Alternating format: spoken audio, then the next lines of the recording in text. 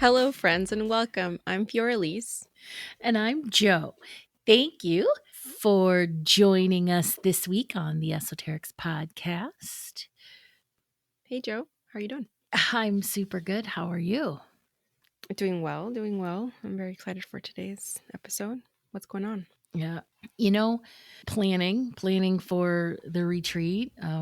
Gosh, what is it now? Well, today's Monday. So when this drops on Friday, we'll already be in Yeah. Idlewild. So Mm-hmm. there's lots, oh my gosh, so much to do over the next couple days. It's freaking me out a little bit. Like, I feel like, am I going to be able to get it all done? Which I know I will, but Yeah. it's at that overwhelming stage. What about you?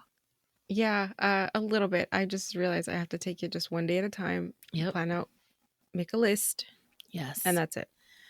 The, lists are definitely my friend when it comes to any sort of feelings of overwhelm. Mm-hmm. I mean, I'm excited for it. And this is our first retreat together, but it's not my first retreat ever. Mm-hmm. But it's completely different than the last one that I did, because the last one involved like all these vendors and it was just nonstop 24/7. Oh, yeah. That sounds like a lot of work. Yeah, this one's just, I think it's going to be more chill, but it's also, I think it's going to be more profound. Yeah, it's definitely more profound or intense on another level, on a different level. Mm-hmm. Yay. Yes. Do you have any announcements? I still have my shadow work courses are still available on my website. All my other readings are closed, but the shadow work classes 101, 102, and 103 are still available for purchase. Those are already pre-recorded, so I just send you the link in the worksheets and you got everything you need.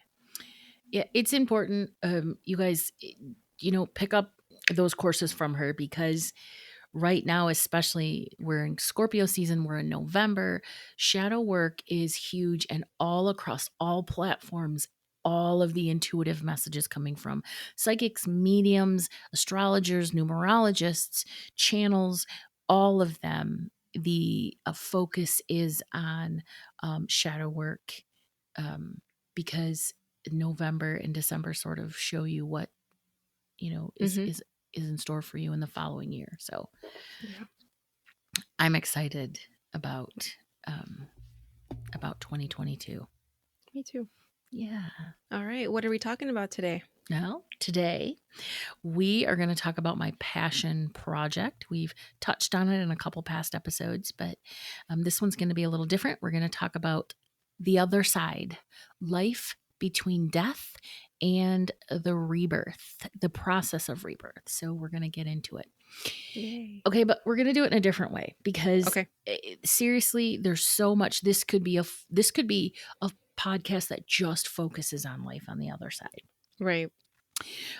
So today I'm going to use some notes, but I've also, both Fiora and I have both opened our Akashic records. I have asked my guides to sort of guide this discussion, and Fioraliz is going to support, the discussion with any and all questions, comments, insights, memories, anything that just sort of pops up, and we're just going to have this really cool like afterlife jam session today. Yep. And here's why.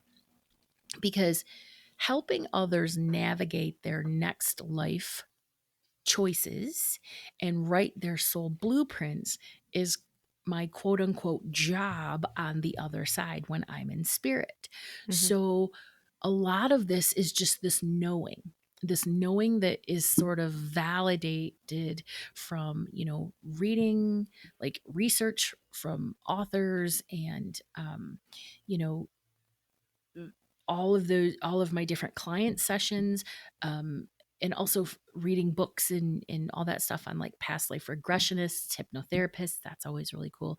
And then of course just the exploration of not only my Akashic records and soul blueprint, but also everybody else's, like all of my clients. And so this is a lot of this is just, whenever I tried to like put it into words, it would just come to me in various visions and flashes and stuff. So I'm like, all right, well, I just have to let this one sort of flow. So Yeah.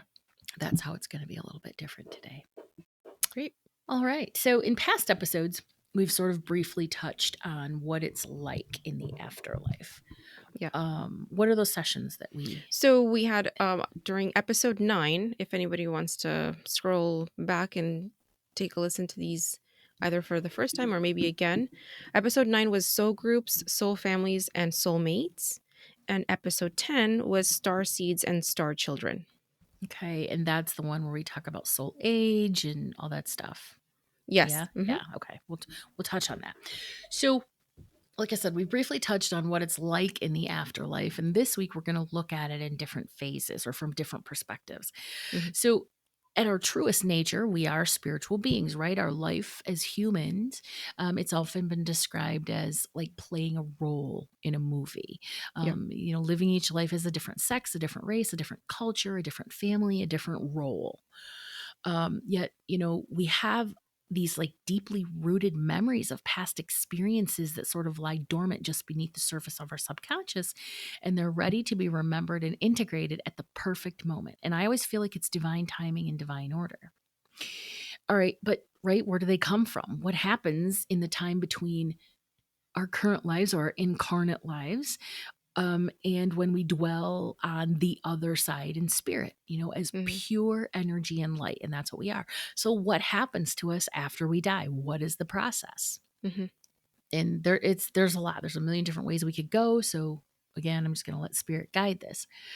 All right. So now, while the afterlife has sort of been described in numerous ways, you can find it all over, um, sort of identified as different energies and geographic locations and whatever. But what is sort of all generally agreed upon, by people who have experienced things like astral travel, mediumship, channeling, people that have had near death experiences, people that access the Akashic records, and then also people who um, consistently undergo, life between life or regression therapy. Okay, so what they all agree on is that our souls continue to experience consciousness when the physical body dies. And Uh-huh. again, if that's not something that you're into, go to the Google, people, because there's so much out there. And the actual death is a bit of a process, and they say, a lot of the research says that, it's much easier. Death is easy. That's nothing. Hmm. It's birth that is the big, the challenge. Hmm. So the actual act of death is there is a process involved in it, even though it's easy, as because we have to integrate back into being a non-physical being. Okay. We're returning to our normal state of spirit again, Mm. consciousness and light and pure energy. Hmm. And so in that state, one of the first thing that happens is that, we have reunions with loved ones who are in spirit. We actually meet our spirit guides, and then we have life reviews with them. And they're like, this is what happened in your life, and this is why you undertook it, and this is what came out of it. And people, that can be hard. It sort of reminds me of one of the reasons when we did the Earthbound Spirit, Yeah. why spirits don't want to return home, because they don't want to be Mm. judged. Yeah. Yeah. Right. They're Well, afraid of that. the life review is non-judgmental, but people don't know that. So they're Hmm. like, I'm not going back there to listen to that. And then also, there's a bit of a recovery period if your life was particularly difficult. There's Yeah. rehab and, um, so there's lots to talk about that, which it's actually more of a phase like of rejuvenation, but it's Hmm. always described as the soul spending some time healing. Uh, Right. So, what does happen? Once that soul reintegrates, the soul passes away, the soul reintegrates, and they get their sea legs back, so to speak, right? hmm. That's when we resume our real life, our authentic life, our truest nature in spirit. And over there on the other side, we have jobs, we go to school, we travel, we indulge our passions and our talents, and we create, things like our own homes, using our super badass mastery of quantum energy. Because over there, of course, we are masters at manifestation, instantaneous manifestation. So, fundamentally, there aren't a lot of differences between the physical and the spiritual. It's just that those differences are, uh, the difference that there are they're profound, they're big. Yeah. Yeah. All right. Um, so just to get a little of a little background into, one of my favorite authors, Michael Newton. He's really had some of the most interesting research out there on this. He explored what happens after we die. He's a hypnotherapist. And through his therapy, he encountered what he termed a life between life, what takes place after passing. Hmm. Many of his clients were just experiencing sort of the same thing. They were seeing themselves leaving their bodies, they were entering the spirit world, and then they were reunited with loved ones and soul groups, and they, sort of had to reflect on the lives that they had led on earth. None of these people knew each other. They were all different. They came from different walks of life and different geographic locations, all of that. But the part that really thrilled him, and this is, like I said, my absolute favorite jam, is that he also saw these people, or these people saw themselves planning their next lives and choosing the bodies that they would inhabit and the situations that they would be born into. Mm. And their choices, though, were based on the lessons that they wanted to learn in that lifetime, lessons that they hadn't learned, karmic debt that they had carried over, Yeah. all of that in order to help them achieve that new life purpose. So, once I started reading on that topic, it just clicked into place. And I was like, yes, I know about this topic. Why do I Hmm. know about this topic? What is this? Why am I so intensely interested in anything having to do with this topic? And then, of course, that brings up another question. Why do we just keep reincarnating over and over? Is that what we Right. do? Yeah. Um, Yeah. and if we do, for what reason? Why? What's the reason behind it? What for? So, I think, in order to tackle this, like I said, vast topic, we have to start at the beginning. Yeah. All right, soul age. Let's start there. The Okay. age of a soul. All right, now soul age is determined by the 5 stages that a soul has to go through or advance through during what's called its grand cycle. That's important, and we'll get to what grand cycle is later. Hmm. But basically, a brand new baby soul that separates their self from source energy is like, I'm brand new and I get to learn all of the things Yeah. that I'm supposed to learn in order to do what? We don't know, right? But baby soul says, I'm on my way. Hmm. And so as that soul evolves, we gather new experiences, we make choices, we learn all these lessons incarnate. And, that's how, a soul matures. But it's soul age isn't really important as far as better or worse. There's no hierarchy. It's simply a guide that helps us stay focused, right? Hmm. So you can also think of soul age as like chapters in their book of life. All right, now, so here's one of the easiest ways, and I think the most interesting ways that we can sort of see with our own eyes, sort of how important, or not really how important, but how soul age works by looking at different societies and cultures around the world. Hmm. Okay. So some societies are based on religious laws.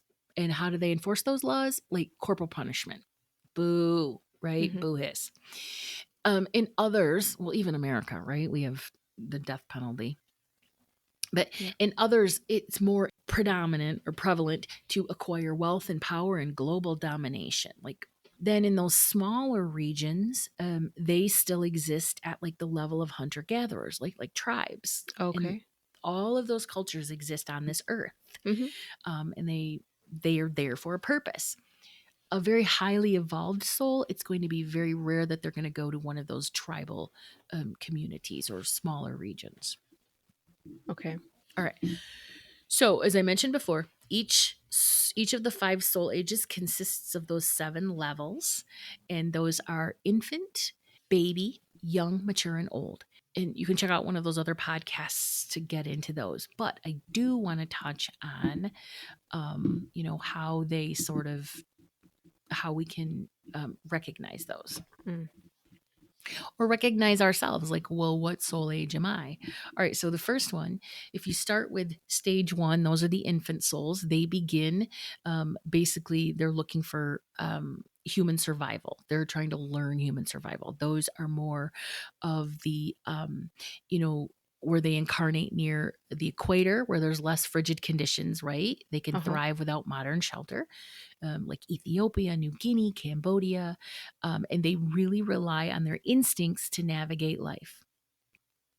They're also innately fearful, so they tend to resort to like violence without conscience a little Mm. bit more. So again, tribes, hunters, gatherers, which it's not their fault. That's what they know.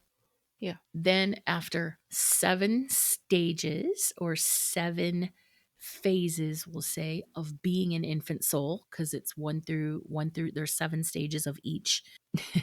There are 7 phases of each stage. I know it's a little bit Oh, confusing, I but see. Okay. yes, Okay. I okay. see what you mean. Okay. So you're an infant soul in at a minimum of 7 lifetimes, because you have to Um, cycle through each one of those phases. huh. That's Yeah. interesting. I Yeah. wonder if that's where like cuz I've huh. No, because I was thinking of like how cats have 9 lives or whatever, right? Like Yes. where does a number like that come from? Like, you know. Yeah, I don't know what the origin of that is, but that would be a cool one Yeah. to check into. Well, what if it was 7, you know what I mean? Like 7. Well, there's the superstition too of like if you break a mirror, it's 7 years of bad luck. Yep. Seven's a mystical number everywhere. Sure. But isn't it interesting, right? That it's Yeah. 7 stages. So Yeah. for instance, you can be an infant soul. Let's say you're born and you're supposed to learn a lesson, a specific Mhm. lesson, but Mhm. you don't learn it. And it takes you like 4 years, 4 lifetimes, I'm sorry, Yeah. in order to advance to stage 2 of the Oh. infant. So it's not that you get 7 past lives, or it takes 7 lives to advance through the first level. Mhm. It takes 7 phases, and each life you could take 5 lives, 6 lives for each phase if you just don't learn your lessons, Ah, got it. Got it. which is why Okay. it's so important to learn those lessons. It's All right. exhausting. So then we go through baby souls. Those are souls where they need a little bit more structure. These are people that tend to live according to beliefs on religious dogma. So you can see a lot of we're going to start to see uh, now these descriptions that I'm about to share. You're going to be like, yeah, I know who a baby soul is in my life. Uh-huh. um, they only like people just like them. They like to be in communities, and then they become fearful when they're faced with diversity Oh or shit. any sort of integration. Yep. So yeah, they have very rigid black and white thinking. There's a complete lack of complexity in their personalities. And, for those reasons, they prefer the conservative cocoon of like small town life. Typically find baby souls scattered across middle America. That makes sense. And they're also very well represented in like the Middle East and other areas of the world where religious fundamentalism sort of thrives, like Iran, Mhm. Iraq, Haiti, Ireland, Yeah. Libya, in the Middle East, but again, America. Mhm. All right, the next stage is a young soul. So you progress, that's where you get a little bit more success oriented. You have high standards of personal achievement. They're very involved with their looks. They're competitive, they're independent, they're profit motivated. They pursue anything that leads to prosperity, but they're often also builders. They're into technology and building and making the world beautiful, infrastructure developers, all of that stuff. They do not like to age at all, and they fight as often as possible against it, regardless of what their age is. And they thrive in countries like the US, China, the United Arab Emirates, that sort of thing. Okay. Makes All sense. right. Now we move into the more mature souls, and they tend to be relationship oriented. A lot of times, they gravitate toward those connections where they're going to get something from it emotionally.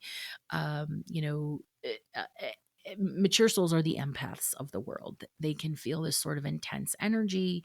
It makes their experience, um, I don't know. There's emotion, there's compassion, they have a desire to serve, they're also self-aware, but then they can also be dramatic, emotionally challenging, and then prone to victimhood. We all know those people, but that doesn't mean that that's all empaths. But Yeah.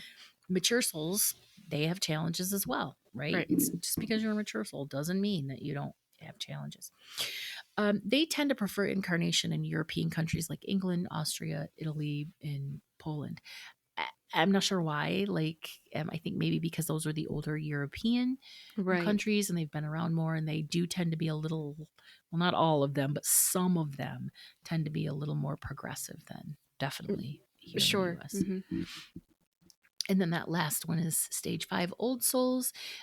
They really incarnate to seek the greater perspective of life, more of a live and let live. They don't really like to be told what to do. I think you and I are Old Souls. Maybe we're between mature and old, I think.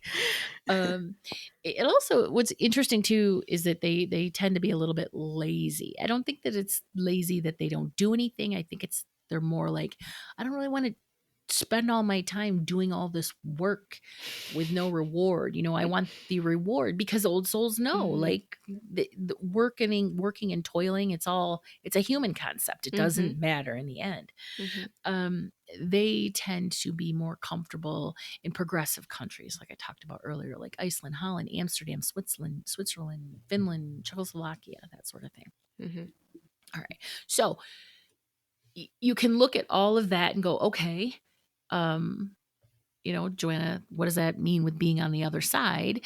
What that actually sort of helps set the foundation, where you can sort of pigeonhole yourself and say, okay, well, I think I'm a mature soul, or I think I'm a young soul, or I think I'm an old soul, or whatever. Mhm. So that's what helps you with that knowledge on the other side, because that's what sort of drives your decisions. And in your current life, you can look around and say, well, that's why I'm surrounded by these people or these situations, or these are my tendencies, or that sort of thing. These are the Yeah. lessons that I'm here to learn. Okay, now let's get into the stages of living on the other side. Okay. So you die, right? Y And then So your you're dead. body, you're dead. And then your body's, your physical body, you leave it. And a lot of people experiencing their soul detaching from the physical body, like a pulling in their belly. Hmm. People explain that as they're being pulled upward toward that brilliant light. We're always telling people, go, or ghosts, Go to the go light. into the light, right? Many people report feelings of euphoria, freedom, like just intense. Mhm. And it's that light that pulls them. Um, as we've talked about, some people go towards the light and others might linger for whatever Yeah. reason. Now, here's what really surprises people. And these are people that have had NDEs, Uh-huh. is that they say that nothing actually changes. Like, you're still conscious. You know that you no longer have a body, but it's not that you don't, you don't. It's they say it's very weird. But as a whole, you're still acutely 100% aware of your existence as a being. Mhm. And so that's really, really, to me, that was the most comforting aspect of this. It's because a lot of people think, oh, when we die, there's nothing. What, Yeah. do Yeah. things just go black? Yeah. Right? Like, Yeah. and they're like, nope, you're completely aware of Mhm. what's happening. Hmm. Phase 2, then it's a homecoming, right? You're going home. You're going to enter into the spirit world. Maybe you've passed through the tunnel of light. Maybe you, whatever that looks like for you, because it seems to be different for different people, but the standard is passing through a tunnel of light. Yeah. But then we also, that's when we get to, we're going to see, our spirit guides, or we're going to see family members that have passed over, because the transition can be, a little bit scary Yeah. or confusing. And so those people are going to be there for us, people that we love and miss. And it's a thrillingly happy reunion, Yeah. all by all accounts. Yeah. Um, we're also met by our master spirit guide. That's the one who's been with us, most of our lives. Hmm. Um, People also, this to me is so beautiful. People also report or describe seeing small groups of soul energy that appear like a cluster of like translucent bubbles. And those are often the souls who have shared past lives with us, or they're our loved ones, or whatever. So we don't see, we can see bodies, and people can manifest themselves as bodies, but mostly we see energy differently. Yeah. Yeah. Which makes sense. That makes tons of sense. Now, the other cool thing is that some of the people that you see, Hmm. they could still be physically alive in the earth world, because when a person incarnates, their higher self remains in the spirit world, and then the quote unquote lower self sort of is what inhabitates the body. In, Sure. Okay. inhabitates, I just made up a word, inhabits the body. So, which I think would be kind of freaky, right? Because if you passed away and then you get on the other side and you're conscious that you've passed and that you're on the other side, and then all of a sudden you see your friend who is just next to Not. you, Yeah. it's Uh-huh. like, did you die too? Did you Right? die too? No. No, dude, I'm just here to help. There's also a period of time after a soul goes back home or arrives on the other side, where they get to enter this place of healing to restore. A lot of times people that have been big dicks in life, or they've had a very difficult lifetime, like lots of abuse and Yeah. trauma, they go to, Or they committed suicide. yeah, yeah, I have heard that, yes. Hmm. And they go to, this, it's more like a, like a wellness center or a rehab center. Hmm. Hmm. So the first time when I was doing a reading, the first time that I saw that was this client. Her dad had passed over, and she wanted to connect with him. Hmm. And so I did everything. I say their name 3 times, and I'm like, can you step forward? Do you have any messages for so and so? And they showed clairvoyantly. I saw in my mind's eye, it was him, and he was lying in a bed, and it was this beautiful, like 1940s hospital bed. It was like all Hmm. white sheets, but these beautiful, like billowing white curtains. So it was a very beautiful, breezy, warm, cozy, loving energy. Yeah. And then his spirit guide stepped forward and he said, no, he can't come. He's recovering. But I'm speaking as his advocate. And so that's how I got messages for my client from the father that was rehabbing. And the father had a very, very, very, I believe he suffered a big illness, but he was also not a good guy. Not a good Mm. guy as in, you know what I mean? Like he was abusive and all that Hmm. stuff. And then, okay, so healing and restoration, who knows how long that can take, but that's a phase of, after you pass over, again, it's not just the black void. You're actually going to get the healing that you need. You get Hmm. cleansed. It's sort of, it's like your traumas get cleansed, and it's by being bathed in a stream of healing energy. So I always thought that was a beautiful sort Yeah. of, Yeah. visual. The next phase is the life review, and everybody knows about the life review. Everybody's like, oh, I've heard of that. It's the most common, what happens on the other side. Uh-huh. You have a review with your spirit guides, and then you have one with your elders. And so how it's been described is that you're standing in front of like this council of elders, Mm. very loving, loving, loving beings. Not No not judgment, judgment. not a panel of judges, right? Not a panel of judges. It is a panel of, yeah, like really, deep, awesome ass energy. Hmm. And your past life, this is where the term your life flashes before your eyes. Hmm. It's like flashed, it's shown to you holographically. So it's Okay. like this Okay. holographic. So you're standing in front of it. Now, here's the part that I think is cool, but that people are like, yeah, I don't want to do that. When we review our life, we're not reviewing it for our experiences. Yeah. We're reviewing it to experience how we impacted others. So every damn mean thing you say to somebody, you're going to be feeling it in your life review from their side. Yeah, that doesn't sound fun. That does not sound like fun at all. And a lot of time, all of the reports are that the soul actually is harder on themselves. And one of the reasons that the elders are there is to sort of balance that Yeah. and sort of surround you or shoot you with non judgmental love. And so it's more, you can be a little bit more, because of that energy and because things are different on the other side, you can be a little bit more, your perspective is different. So you're Hmm. looking at it and you're experiencing that energy of hurt that you've placed on somebody else, but you're not sort of letting it overtake you. You're just like, that's interesting. I hurt them Hmm. really bad by saying that or doing that. Yeah. It really is. This is also something that you can do when you open up your Akashic record too, Okay. is that you can review your life experiences or just your memories, Mhm. with an emphasis on sort of the minds and emotions and impacts on those that you interacted with. Yeah. I don't know. Some people that, I mean, for me, I think that's a huge, wonderful tool for, especially for shadow work. Yeah, I know it definitely is. It's one of those things where you can go back into that moment, and regardless of the outcome of what happened in that situation, is you can forgive yourself and forgive the other person, and take what you learn from it and integrate it as a lesson, but let it go as a burden that you might have Yes. to carry around with you. Perfectly stated, exactly. And that it's that burden that keeps us in suffering. That's like a Mhm. Buddhist tenet. Okay, so the Council of Elders, we'll touch on those. Uh-huh. They're highly evolved spirits. They encourage patience and they encourage us to stay true to our values.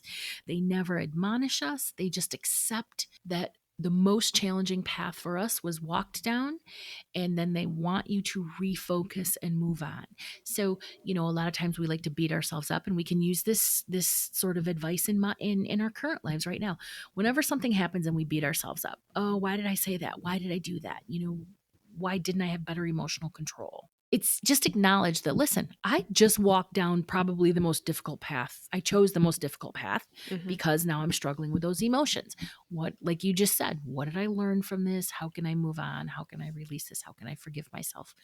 All that stuff. So Yeah. that's what the Council of Elders, it's like, logistically you're standing, you've got your holographic review, but the council they sort of circle you, so they create sort of this space of love, and they're just really masses of light, and they exude this, like I said earlier, this overwhelming almost, sense of intensely deep love. So that's really cool.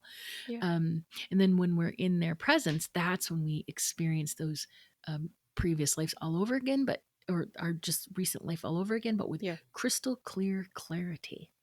Hmm. They also want us to focus on the triumphs, really, really focus on our triumphs, and then they want us to see how our challenges, what good came from them, what we experienced as a result of our choices and our Okay. challenged. So we can ask them questions. Mhm. We can ask them questions about our life purpose and our soul advancement. We can do that in the Akashic Records. We can do that also in regression, and like past life, regression therapy with a hypnotherapist. We're able to explore why our spirit chose to come into our most recent lifetime and then answer all those questions we've ever had about our human self. So, um, you can go in and address or work with the Council of Elders in both, after you pass over, obviously, but also you can work with them in the Akashic Records, or by way of regression or past life, hypnosis regression. Mm. Okay. The next phase is reintegration with our soul group, right? We talked about our soul group, our soul family.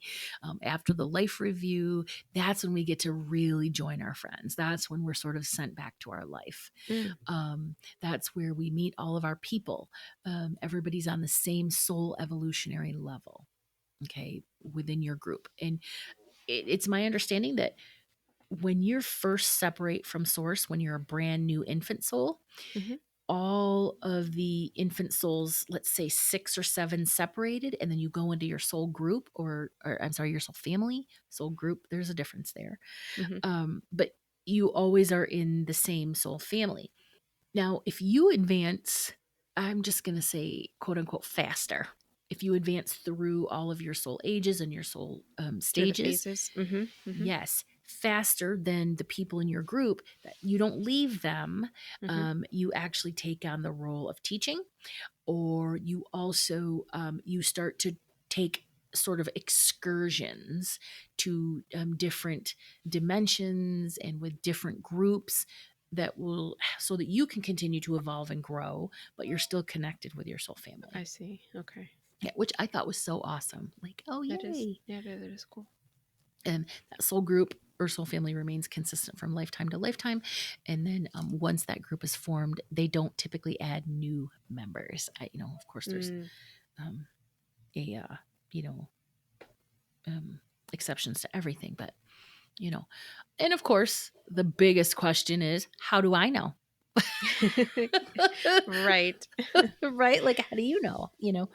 I don't. I'm basing all of this on, like I said, my exploration of my soul blueprint, my past lives, my life between life, and then all of the research that I do on all of the other professionals out there that regress people. Yeah. And that's where a lot of this information has been accumulated from over the years. I mean, I've talked a lot about Dolores Cannon, but that's, Yeah. how she gathered information was just regressing people so Yep. far back down their past lives to the point where she got back to their origins. Yep. So, yeah, and when you get people like that and other people who maybe did not communicate with her or have anything to do with her work, and they all came up with the same responses, the same information, and it's like, well, I don't see how you can negate that. Like, Exactly. Exactly. Like at some point, it makes it's common sense. mm-hmm, Enough synchronicities or coincidences. It's not a coincidence. mm-hmm, It's like when you see like one after you've seen 111 like 6 times, then you're like, what is this? What's going on here? Why am I seeing this? yep, All right, so you reintegrate back with your group, and then you get to begin your daily life, and that's really when life on the other side gets fun and interesting, because when you're in the spirit world, your work isn't work. It's you pursue your passions, you pursue your talents, you develop your and strengthen your talents. And a lot of those talents manifest in our everyday life. mm-hmm, So somebody who's a singer on this, incarnate, probably that's one of their passions in spirit. And so, mm, they sing all day long, yeah, whatever they do. We also work with souls who have incarnated as humans. So we're training to be guides, all of that stuff. That's what I do on the other side. I help people plan their next incarnation and write their soul blueprint. oh, cool, So in this life, I help people interpret it. yeah, We you know we do work on relationships there. So for instance, if you incarnate with somebody and you're supposed to like sort of bring balance to the relationship, and both of you pass over and you haven't done that, then you mm-hmm, continue that work on the other side, but then we're out of ego and we can do it at much bigger levels. mm-hmm, We may do service work. We pitch in to help. This thing called the plan of salvation. I'm not super sure what that is specifically, but to me, it feels like, pitching in. It feels like the energy that's coming through is they're showing me like third world countries. Yeah, there go my legs. They're tingling. So mm, it's about teaching people how to be it doesn't feel like more of a humanitarian. It feels like, and this is coming through live, it feels like what they're showing me is there's an actual plan. If humanity implodes or goes down the road of implosion, there is an actual plan. But they're also telling me that what implosion or going down the wrong path looks like to us is entirely different on what it looks like to sure, spirit. mm-hmm, So while now COVID, who has now COVID has claimed 500,000 lives, or 5 million. 700, it's 700,000 in the US, I believe. There's so Yeah. many. There was a 5, so maybe it was 5 million. I don't know. I think Um, worldwide, yeah. Worldwide. So now that it's claimed so many lives, those of us that are here are like, the world's going to hell. It's going Mm-hmm. into in spirits, like it's actually not. You're actually on track. You're doing exactly what's supposed to be happening in Mm. order to further the evolution of life. So that's what that plan of salvation means. I guess that's what I just got there. Hmm. Um, so you have lives. Like I said, jobs, relationships, travel, learning, education, all of that stuff. And again, you're a conscious being. So you're doing this. You're not in a dream state. You're actually experiencing this. Yeah. But then eventually the soul is motivated to begin the process of reincarnation again, right? Because after we get over there, life is amazing. There are no challenges, there are no struggles. It's just happy, happy, happy. I'm not saying that spirit gets bored with being happy, but spirit wants to again re-experience life incarnate. So Mm. help me like put this into perspective. What is something that we do and then once we do it, we're like, oh my God, I'm so glad that's Vacation, over. going on vacation. E- eh, Very good, right? It's a little bit draining. Yeah, yeah. I mean, it's Yep. fun. You get there, you do the things, but then at some point you're like, okay, but I'm ready to go back. Like, I'm ready to go home. I want ready to my go own home. bed. Mm-hmm. Yep. And then you're home. And then what, like 6, 7 months later, you're like, I need a damn vacation. Exactly. Mm-hmm. Yes. Okay. Great analogy, right? That was perfect. I would have struggled with that because I'm like, I don't know. But that's perfect. That's actually what happens. And so that's when we begin the process. And it's a process. It really is. So what I have come up with is sort of there's like 4 questions. So Mm. when we're souls and we're ready to begin the process of planning our next incarnation, there are 4 questions. Mm-hmm. The first one is, am I ready for a new physical life? Okay. Mm. Legit question, of course. Mm-hmm.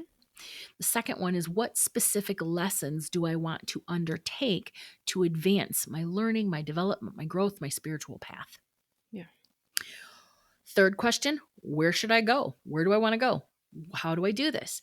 And then the fourth question is, who should be in my life for the best opportunities to work on my goals? Mm. Right. So those are the 4 questions. And I mean, you know, you could use those 4 questions in your current life Yeah. to make decisions. Mm-hmm. Mhm. Yep. Yep.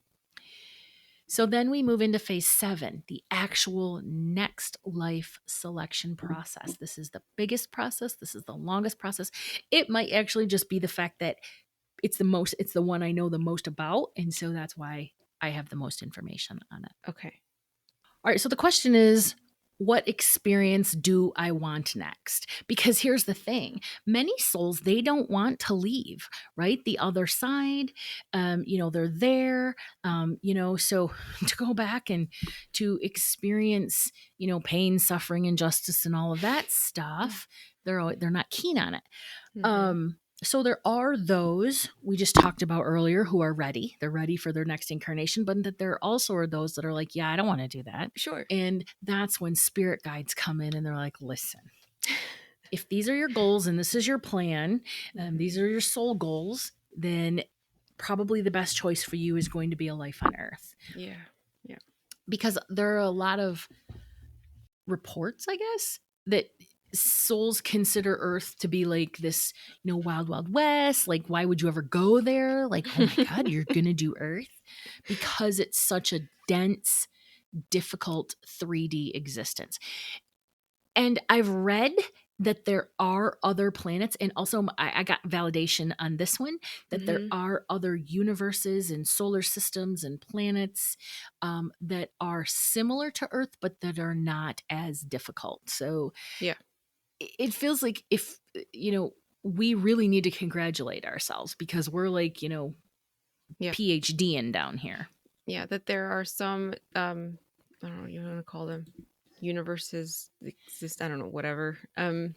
Where people don't have free will, like the majority of other whatever what I don't know what you want to call it, worlds or whatever. Yeah. They don't have free will by How part do of. you think that works? Like, how can you not have free will? Like, you don't get to make choices? Maybe this is the universe that we learn about choice. Yeah, so that there's some existences, I guess, I don't know what word to use, Uh-uh. where we're just like where people are just energy generators, like that's all they are, they're Oh, just the energy Matrix. generators. The Matrix. But I don't even have to have a human form. No. I've experienced this in during a medicine ceremony with ayahuasca, where it was I was like kind of annoyed. It was like, wait a minute, why did we pick this one? Why did we pick Earth, like Earth is really hard. Like we Mm-hmm. have to deal with these bodies, and if you don't feed them and care for them properly, they fall apart, or Mm-hmm. they get sick. Um, and that, yeah, that there are other planets or whatever that people are just, you're just a light form, like an Mm-hmm. energy form, and that's your job, your purpose as a being is just to produce energy, and you're just like a beacon. They're just like beacons of light. That's all they are. There's no human form. Okay, and can we just touch on the act of pooping? Because I have Right. always thought it's absolutely disgusting. Right. Why do we have to eliminate it? I mean, I understand having to No. eliminate because we're Right. organic. We got to take But it why in. does It's it got have to to come out. stink and all of that? Yeah. And why does it Right. come out the way it does? Like you look at rabbits, it comes out in like little balls that don't Little really smell that pellets. bad. Right. Yeah. So yes, I'm Yep. with you. And I had this whole thing of like, Mm-hmm. why did we incarnate here, and why do we have Mm-hmm. these bodies, and we need to Mm-hmm. have toilets, and Mm-hmm. yeah, and you have to eat the right foods, and there's certain Mm-hmm. foods that will kill you, and Yep. yeah, of course, like it is complicated and it's difficult. When I first realized that I was a starseed, it was because of that whole why do I have to poop? And Right. pooping is just really for me it's it's undesirable. It's Yeah, not something that I undesirable. ever want to do. Although, listen, there is a lot to be said for the first poop after your coffee in the morning. It's quite relieving. It's nice. It's like, okay, we're going to talk poop in this episode because it's strictly, well, it's not strictly human, it's strictly third dimensional. But Mhm. yeah, it's a bunch of bullshit. So if I have a choice to incarnate as a being who poops or who doesn't poop, I'm going to pick who doesn't poop every time. Yeah. Yeah, it's inconvenient. Um, all right, now here's the other thing that happens in the life selection process is that we only choose incarnations that we're capable of handling. Okay, but things always don't go as planned. So, Mm. you see people, and this has a lot to do with suicide. And I've said this Mhm. before that I have a lot of compassion for people that choose to end their own lives because it's like summer camp. They just couldn't handle it. They Yep. just wanted to go They won't home. go home. And so in spirit, they're saying, you can handle this. I can handle this. This is no big deal. But Yep. then Yep. once we get down here in these three-dimensional dense nonsense, Mhm. we're like, yeah, no, I'm not doing that. Yeah, this is So bullshit. yeah. Yeah. Yeah. Um, so everything that we wish to experience in our next physical life, we choose that during life selection. So if you were a wealthy woman in a past life, then you might want to experience your next human incarnation as an impoverished male. Mm. So to begin that selection, you are your higher self, right? So that's why I always tell people whenever you talk to your spirit guides, just talk to your higher self because your higher self is your spirit. It is your biggest, greatest spirit guide. Mhm. Your master guide is your biggest guide, but your higher self is that's, Yeah. for those of us that believe, in that God source sort of spark, that's God. Yeah. So you work with your higher self and your spirit guides to create that brand new soul blueprint, that new life plan. All right. Mhm.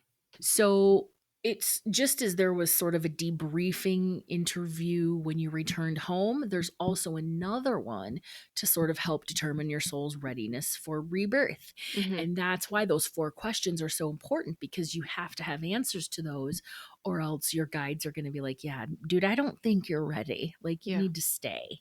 Yeah. And so, you know, there's so much to consider where you want to go, what do you want to do.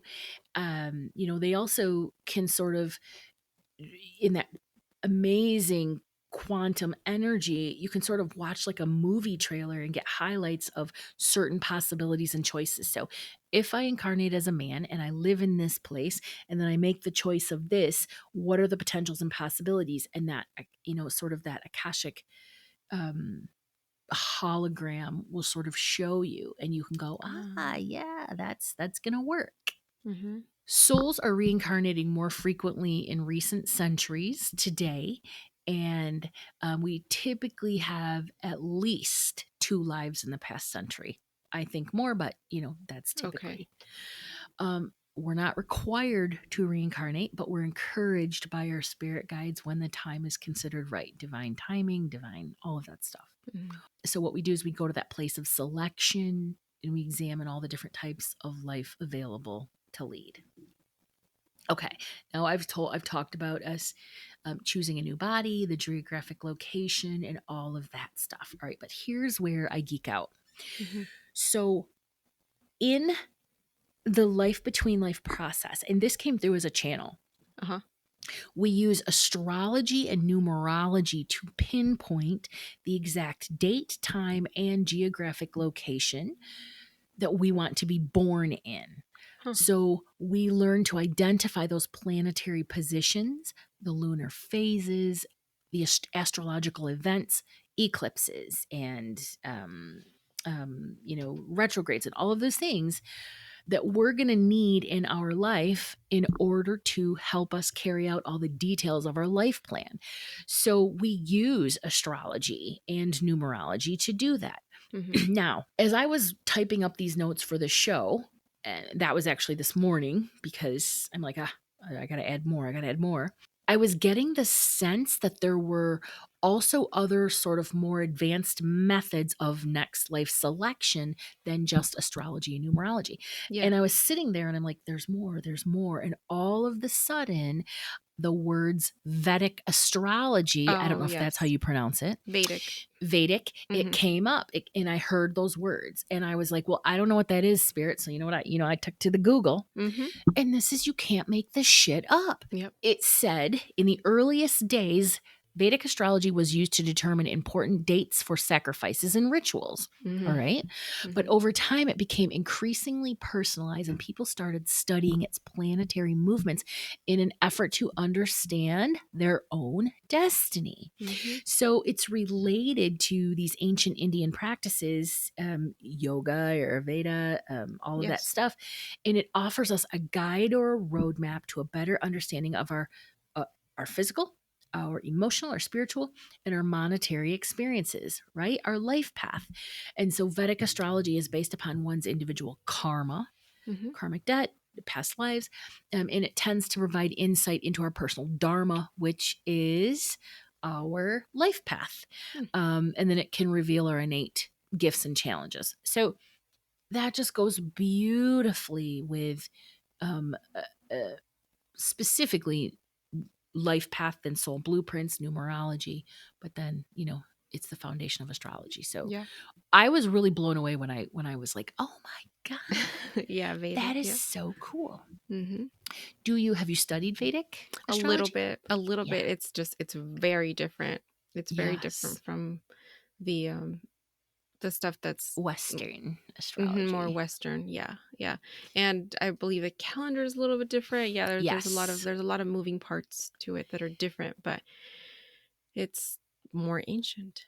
It's more ancient, and Mhm. that was what came through, because basically it felt like a mix between advanced technology that we have no idea Mhm. and the ancient. So that's the energy that was coming through, and that's when the words Vedic came in. When I checked out, uh, there is a difference. I Mhm. am in the Vedic calendar, I guess, or chart. I am Sagittarius, which Oh. Mhm. I disagree. I don't know that there's a lot about Sagittarius that I really am, but I mean, You know what it reminds me of, which it's again same thing, just different part of the world, is the Mayan calendar. Mayan calendar has the same yes. thing. It also has, gives you a name based off the time of it's between the times you were born. It's like it's their ancient astrology, quote Hmm. unquote. Yeah, And of course, everything having to do with the Mayans, in my opinion, is based on the aliens. which Hmm. is, there's where Hmm. the information came from. It's everyone Hmm. got it from Hmm. the we call them Always the aliens, but it's basically aliens. just otherworldly beings. Right. Yep. Otherworldly beings. Okay. So at this point, we're in the process. We're writing our soul blueprint. We know what our challenges are. We have sort of created this purpose. plus, when you look at it from that standpoint, you know that all of the challenges that you're experiencing in this life, they do have a very clear purpose. They're not meant to be punitive, random, or create needless suffering. Like, Mm. you wrote them in your own soul blueprint in order to experience choice, and as a result of that choice, growth. So, this cycle sort of continues for thousands of years as we gradually gain wisdom, experience, and all that good stuff, right? Also, our personality carries over from one life to the next. Oh, So, okay. just because you're a wealthy woman doesn't mean that as an impoverished male, you wouldn't also, have a good sense of humor or whatever. Or carry some traits. I used to do Okay. this. Oh, I still do it. I've done it my whole life since I was a little girl. I always turn my pinky up when I drink something. Like, Oh, right. So that comes from when you were bougie in a or past something, life. because I've been doing it since I was like 3, 4 years Mhm. old. And my mom would be like, "What are you doing with your finger?" I don't know. This is how I hold I don't cups. know. It's how I was born. That's how I was born. We also, when we choose our bodies, we'll choose, any challenges. Some bodies, obviously, you might choose to experience a major injury, illness, disease, physical disability, and so all the effort required to deal with having a physical body that's maybe outside of the norm of, standard, that's all accelerates your spiritual evolution. Mm. Let's see. Oh, amnesia. Why do we forget all of that? And we've talked about this in the Yes. group a lot. Yeah. Hmm. So, when you come into a new life, your self discovery is not inhibited, and, you're able to stick to your plan. Yeah. And if you are given a test and then they give you all the answers, then what's the point of the test? Right. Exactly. Okay. So, then we move into phase 8. Honestly, I could spend all day on the I think I got my numbers wrong, but the next life selection process, I could spend all day on that Hmm. phase. All right. But then you have to be prepped, right? Because, we're excited. We're like, I'm going to go do this thing. I'm going to go to the wild, wild west, whatever.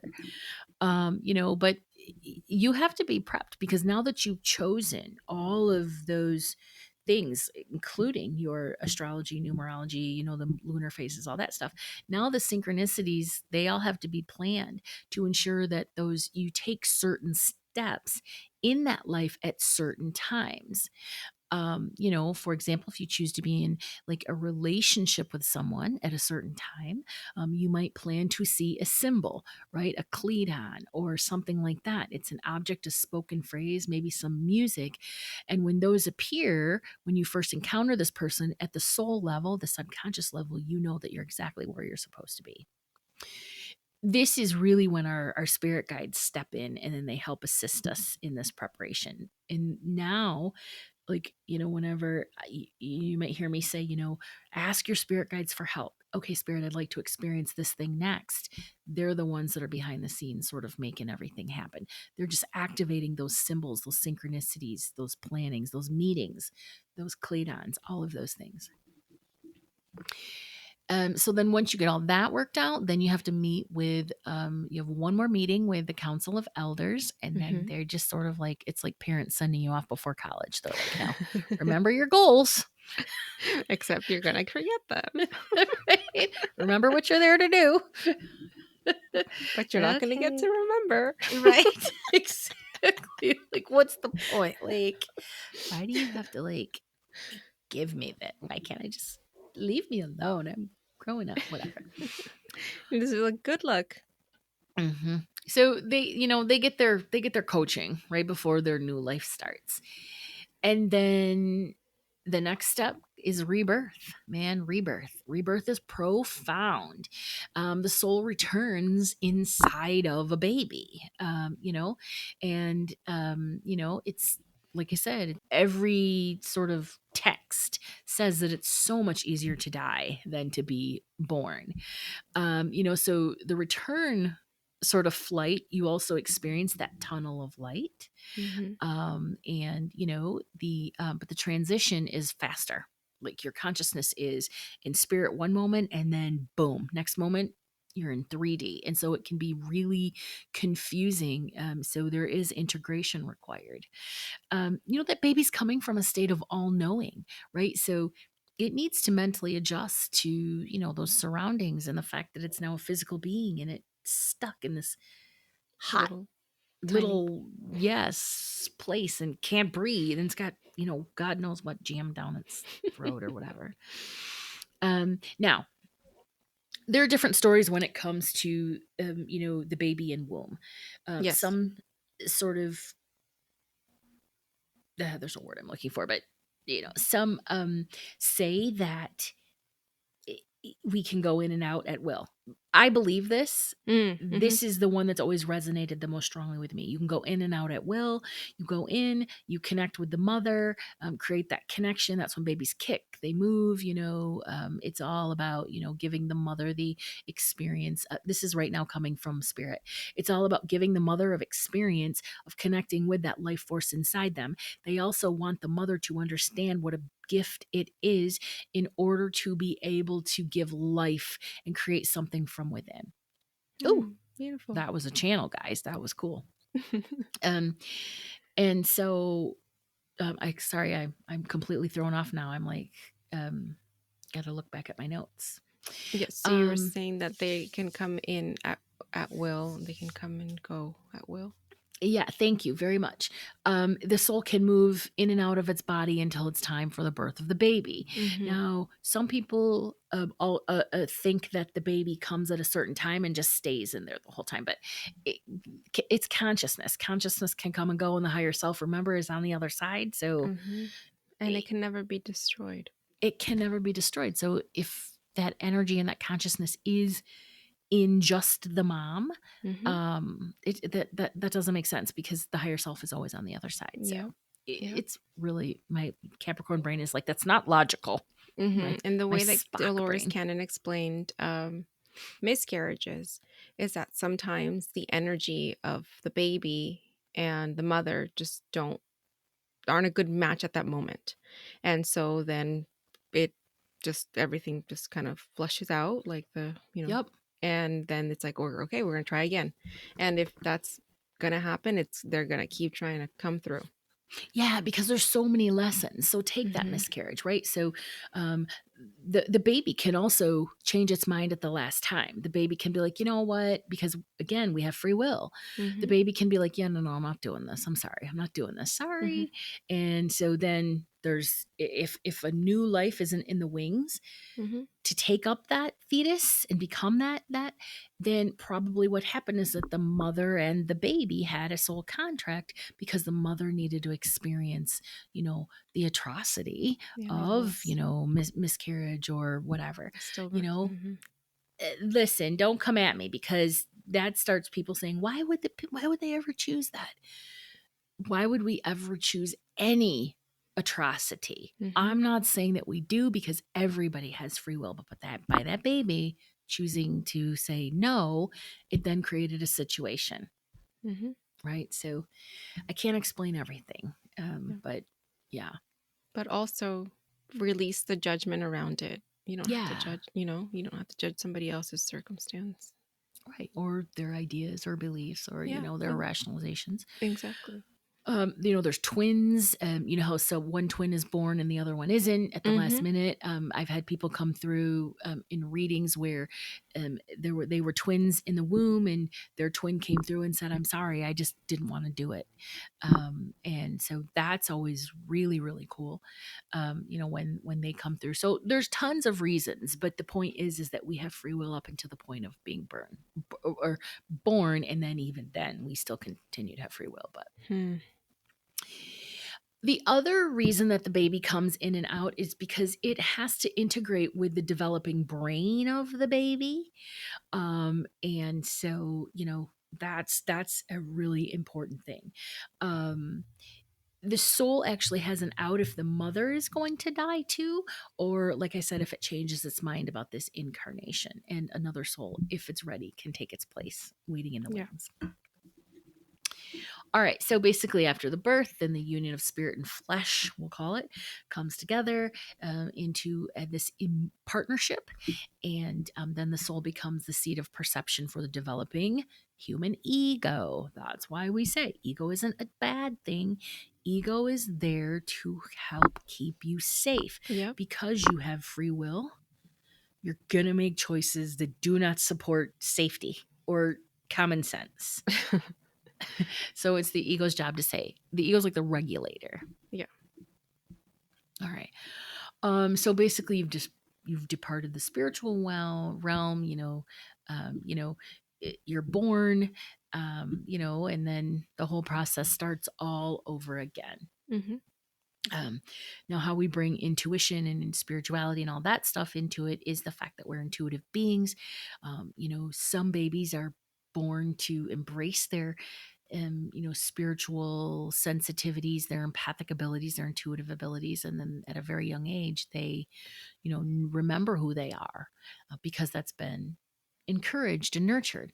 Others would incarnate into a very conservative, religiously dogmatic family, in because the challenge for them is, am I able to embrace my truest nature, my authentic nature, my spiritual nature, despite being raised by very, very conservative, um, Yeah.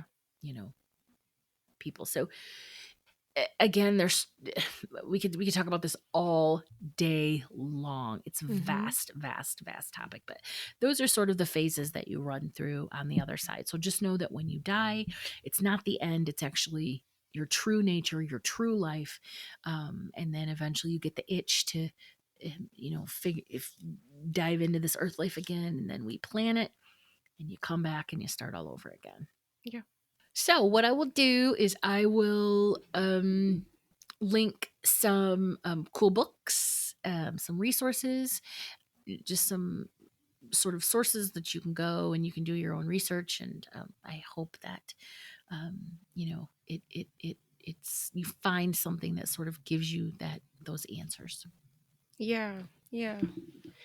And I think a lot of this is the interest in this is because we're trying to get to know ourselves better. Yes. And that's great. I mean, that's kind of part of the point of why we're here, right? That's Hmm. part of all the lessons is to get to know yourself, understand yourself so that you can be the best version of your most authentic self. So, I think that's where that interest comes from, where when you get curious about this information and you want to know more and more, but also recognizing that just being in the moment and living in your day to day and just focusing on that, focusing on being your most true, authentic self and what that looks like is the best you can do, regardless of how much you know or don't know.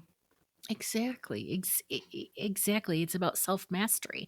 I mean, Hmm. that's really what, incarnation is. It's about self mastery, and you choose a role. I'm gonna master myself as this specific physical being, right? And Yeah. all of these experiences as a result of being that, and and self mastery is like higher education. Yep. Some of the cool things, that real quickly about living on the other side is like, how do we communicate telepathically, nonverbal, because we don't have lips or throat or a voice box or whatever, and all Mhm. of our energy and our not our sort of communication comes from our heart center. But you can also have the astral sex, is what I call it's just like this form of consciousness between spirit that exists through touch. Their auras actually merge, and Hmm. it's been explained that it's actually much more wonderful and blissful than actual physical sex. So Hmm. yeah, that's always cool. Also, there are no misunderstandings on the other side. There's no non-truth. There's no unspoken, because everything is so authentic and genuine and non-judgmental, and it's more about curiosity, like, hmm, you know. Um, so I think that's really cool. And then like our light body. Like Mhm. physically, proportionally, we are larger and taller in spirit because we are energy, we are light and energy, and that can't be contained. That's Mhm. another reason why physical bodies are so uncomfortable. Oh, okay. That And makes how sense. we look human, but that form is made entirely of light. So that's just one of the ways that we can appear. We can appear in a bunch of different ways. Yeah. Uh, um, our light body, it's luminous, and it's been reported to have like a golden aura. I don't know, I've just read that a couple times, and I think that's really beautiful. I love that. But what we are is we're crystalline in structure instead of carbon based, because as humans we're carbon based, and that just Mhm. means that we channel higher frequencies of energy because we don't have the physical, the flesh, bone and blood and all that stuff. So Yeah. Oh. plants and animals, we all exist harmoniously. We don't keep them as pets, they just live with us. Our circle of friend is much bigger. We easily bond with like-minded soul because we have a unified consciousness. We live on energy, so we don't have to eat. There's no pain, illness, or suffering. We are very social, and we require lots of public gathering spaces. And so I thought this was interesting. Many of the replicas on the other side, I'm sorry, many of the buildings on the other side are replicas of, like, our most sort of beloved 3D structures here, like the Sydney Opera House and stuff like that. So Oh, interesting. yeah, isn't that cool? But we engage in sports and all of that stuff and art, and we never tire in everything we do. There's no time, and apparently the weather is always like 75 degrees, which I don't know if I don't know if that one is, but I thought that one was kind of cool. Like, like, oh, good. It's like San Francisco, perfect weather all the time. I mean, can't complain. Yeah, no. So, That means you never talk about the weather because it's always the same. right. Small talk is not allowed on the other side. No. I'm sure it's allowed. It's just not necessary. So, Yeah, you don't need to have it. yeah. So that is, in a nutshell, what life on the other side is like. Wow. There are questions that people asked in the esoterics group, and any that I didn't answer based on those, then I'm going to actually go into that group, and I'm going to write out answers to that. So, Wonderful. yeah, Well, that was great. That was a lot of wonderful information. Thank that you. was a lot of information. Yeah. All right, now let me see what the questions were.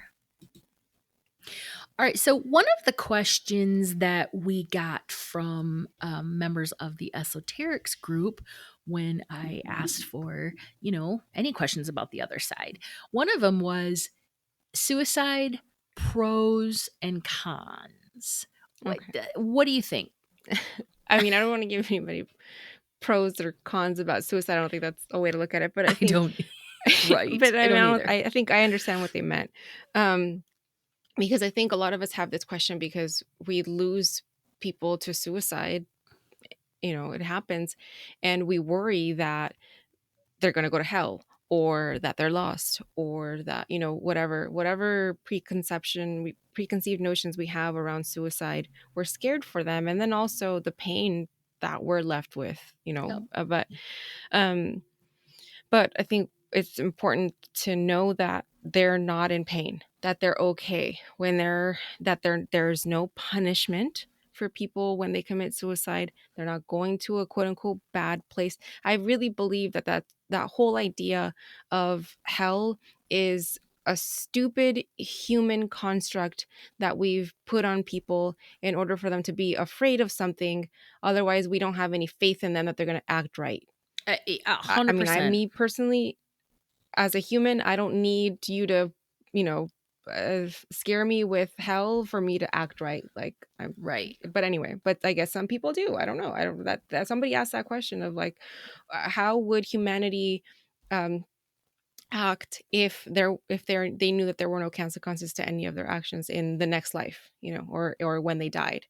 How would they carry on their life? It's like, well, I don't know. You know, well, I think anybody who has a healthy respect for who they are, their own morals, their own values, and then of course the karma, if they believe in karma and Yeah. all that stuff, then, you know, and they're emotionally healthy and mentally and emotionally healthy, then, They don't. Yeah, there's so many factors in that, but Mhm. Yeah, there are. So, as far as the cons to it are it's not about that person who's left. They made that decision and they've checked out. yep, It's it's what that lesson does to the other people who are left behind in the 3D reality, because we're the ones, when I lose someone to that, then I have to live with that pain. I have to deal with that grief. Losing someone in general, regardless of how you lose them, there's so much pain involved with that, and there's that longing for them, and how it changes you, what it teaches you about yourself. There's all of that. So it's more about kind of the burden that it can leave the people who are left behind with, more so than, that soul just they made their decision. They couldn't take it anymore, and that's it. We can't judge that. right, um but I don't think that believing that they're going to be punished for it helps anybody. right, right. And I completely agree. I, like I said earlier in the podcast, I don't. To me, suicide is, you've chosen to go home. End of Hmm. story. And Hmm. all of the, you know, earthly circumstances and decisions and choices that involved in that are simply earth constructs. They Hmm. are outcomes and situations as a result of being physically incarnate. But the act of saying, I want to go home, there will never, no amount of religious scholars or even experts will ever convince me that there's anything wrong with Yeah. that. Spiritually, at the soul level, universally, all that stuff. Yeah. And God certainly isn't like, oh, that's it. I'm mad at you. No. Um, if I have to assign hell, I would say that it's more consistent with like shamanic, um, the shamanic sort of levels of lower earth, middle earth, and upper earth, right? And so that middle earth, the bardo, I guess, is really, Mm. because I think I've mentioned this before, that when I did one of my first shamanic journeys, I had meant to go, I was journeying to the upper world, Hmm. and I got off at the wrong place, and I was I don't know, whatever shamanic trance you're in, Uh-huh. but there were all of these beings, like they all had these complete white bodysuits on, or like gray bodysuits, no Mm. face to them, and they were just coming up to me and standing really close to me. They couldn't see me because they didn't have eyes or faces or anything, but they were coming super close to me, and I was like really uncomfortable. And I remember pushing one of their faces away, and what I got from that meditation was, it's not that they're there to hurt you, they're attracted to your energy Mm. because your energy is vibrant, right? Hmm. And I was like, oh, and then I just remember hearing, you went through the wrong door, and I look up and there's my spirit guide, and then he pulled me up, and there I was in the upper world. So Hmm. yeah, I Yeah. wasn't high. That wasn't marijuana. So that was just one of those crazy experiences. But that's what I likened to, I guess, quote unquote hell, was just nothing. You don't experience anything. Right. Yeah. Yeah. Okay, one more question, and then we will wrap this up. Okay. Um, so this is an interesting one. So I'm going to pose this to you. So one of our listeners, Angelique, she said she's torn about whether some souls, why they don't cross over. Mm. So basically, why would they still hang out? So from this, I'm guessing that she's asking, how is that going against their soul plan? Wouldn't it be part of their soul plan and they should cross over? I think the question that she's asking is that she's unsure, like, she doesn't believe that souls are earthbound, maybe? Oh, I mean, we talked about this. In that whole episode, we kind of, in the Earthbound Spirits episode, we talked a lot about why a soul would stick around. and a lot of it is having to do with judgment or a traumatic event, or they feel like they still have um, business to take care of, that they maybe left things unsaid, or they didn't, they didn't take care of everything they needed to take care of.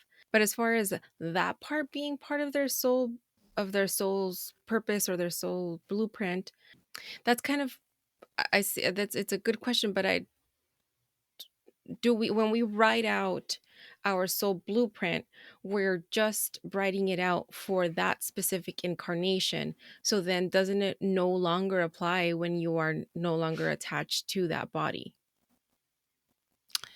I mean, yeah, that's like, yes, that makes sense. I mean, so if you cross over, but you decide not to, or if you die and you decide not to cross over, there's no plan for that. That's not written.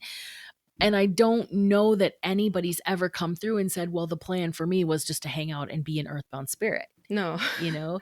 Yeah. So we don't lose that consciousness or that free will. So Mm. her question, she's like, why would there be lower vibrational ghosts that would need crossing over? And why would a medium be needed to step into this process? So I, again, I just feel like, Yeah, you I know, feel like the medium just it helping to aid in the situation because they're a person that is more, I guess, high vibe, right? And that's part of the problem with those earthbound spirits is their vibration isn't as high as it should be in order for them to cross over into the light. And so that's where the medium steps in and helps basically just guide them. right. Yeah. I'll reach out and see if she has some clarification on that. But Hmm. I'm not super sure of the question actually. But there are lots of really good questions in it. But Yeah. overall, I'm not really sure what the overall question is. So, Yeah.